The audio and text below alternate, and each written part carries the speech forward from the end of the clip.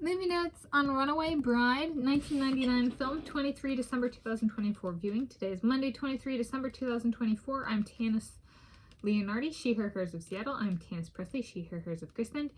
And these are my movie notes for my Monday, 23 December 2024 viewing of the 1999 film Runaway Bride, which is a fiction film about a male journalist for USA Today who pursues a woman for a story on her history of leaving men at the wedding ceremony altar and ends up falling in love. So this is I think I've brought this up on this, I did a notes-centric on kind of wedding movies video, where it was a movie and I went over a number of, it was a video and I went over a number of movies. And I think in discussing the movies before I made the video, this was one that came up and I was like, and I can't remember if I brought it up in the movie or not, or in the video or not. It was, it self-disqualifies or is disqualified because the wedding that the movie is about doesn't actually happen because she cheats on the guy during the rehearsal by kissing this journalist. So I didn't include it in that particular video I categorized it, but I do now, after I've made I do now have a notes on wedding and marriage films playlist, so I'm going to put this in there. Even though it disqualified itself from being in one of the categories in that particular video. So for those of you who are avid fans of this channel and the wedding and marriage films that I cover, I am clarifying that up front. So he is a journalist, he being played by Richard Gere and his newspaper is USA Today. And they even have the guy, reading the newspaper, and then shows, the little column with the guy, the picture of the guy, and then, like, in the front page with USA Today on the front and stuff like that. Towards the beginning of the movie, and I think it was like a bar, midday. And so he's heard about this woman, and he decides to write, make a story that's going to be his story, is figuring this lady out, who has this history and has gained notability she'll be engaged to a guy and go through the wedding, and they'll be at the official ceremony, and then she'll ditch the guy at the altar. And it's happened multiple times. So he goes, and then of course they fall in love.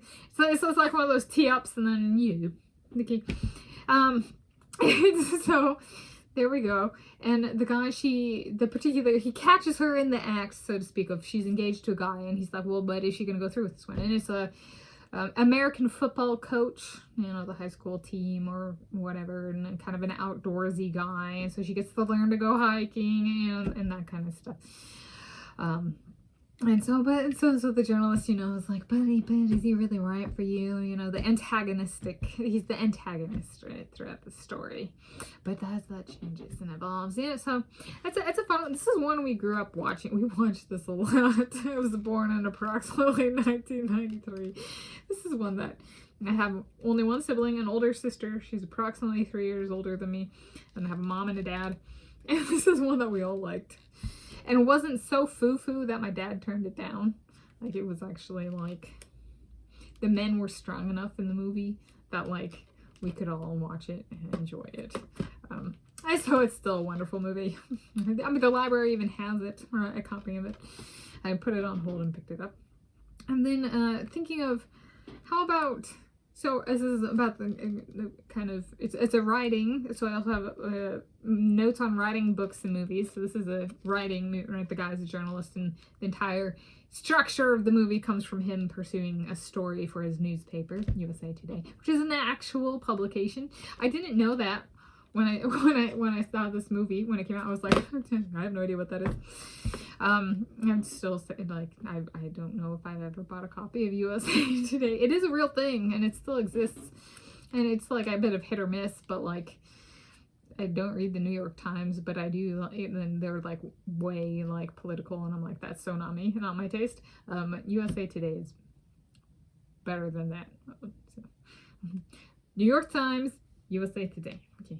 So that's about my, for those two data points. But I was okay.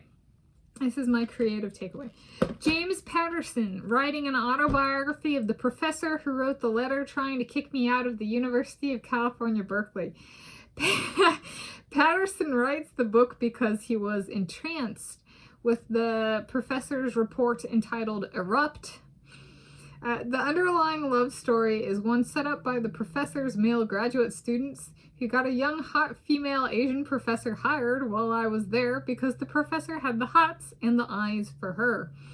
And after all the trashing of his white wife, he was of Asian Indian descent, they felt it was time he took a shot on true love and fidelity instead of his history of adultery and mistreatment of white women, including his wife. He would just bash her during group meeting.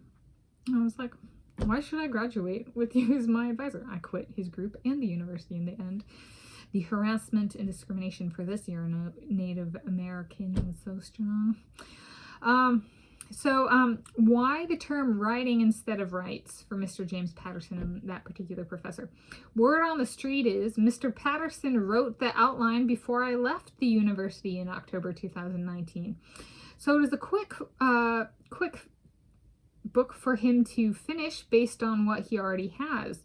Could think of it as like a Colonel Tom Parker biography instead of an Elvis Presley biography. I am comparing myself to Elvis Presley in that scenario. Yes. And I got the life story to back that up. And everybody's trying to kill me and hates me, including the advisor, the supervisor. Yeah. For that particular pairing, yeah, that fits. Okay, since Mr. Patterson viewed the Colonel as better than Elvis Presley, he was like, this is an easy pick, the professor who abused me. The MacArthur Genius Grant winner will, of course, win the Nobel Prize before his female student, Tanis Coralee Leonhardi, me, she, her, hers of Seattle. She won't win one at all. That's what Mr. James Patterson said about me. So if I win one or more than one, I defy social expectation of me, especially relative to the MacArthur Genius Grant professor who wrote a letter trying to kick me out of the university. Well, since the outline is already done, so if you've heard or encountered the word erupt and you think it might be about me, it's not. It's actually about a male professor at the University of California, Berkeley, who wrote a report entitled Erupt, and he was abusive of me and discriminatory and harassed me and stuff like that. Financially, as well as in terms of gender and race/ethnicity. So, there we go. Whoa, yes.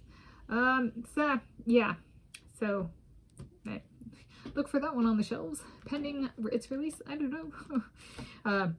But yeah, there were some male students who made a strong push to get a young female Asian professor hired since he was Asian, and he was very look-see, and he got very aroused when the topic of her got brought up, and more so than any of the other job hires. Sometimes people are hired because they're good at research. Sometimes they're hired to get that diversity check mark, and sometimes they're hired because a male professor finds the female, a job applicant attractive. I was like, ooh, I wouldn't ever want to work here long term. That's how they get hired. No, not for me.